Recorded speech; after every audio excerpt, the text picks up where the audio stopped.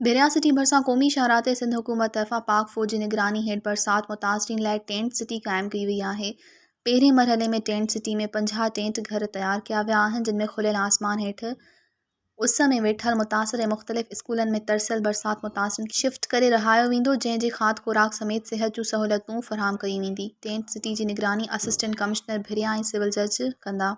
इन सिलसिले में असिस्टेंट कमिश्नर भिरिया शाहिद सरकी ॿुधायो त पहिरें मरहले में 200 टेंट लॻाया वेंदा, जिन में 50 टेंट सिटी घर तैयार थी विया आहिनि। टेंट सिटी में बहिराड़ी में खुलियल आसमान ऐं उस में वेठल मुतासिर स्कूलनि में तरसियल मुतासिरीन खे शिफ्ट करे उते तरसायो वेंदो ऐं मुतासिरीन खे खाधे पीते समेत सिहत जूं सहूलियतूं फ़राहम कयूं वेंदियूं। मज़ीद ख़बरनि ऐं तफ़सीलात लाइ विज़िट कयो असांजी वेबसाइट www.awamiNewsHD.com ऐं ॾिसंदा रहो अवामी न्यूज़ HD।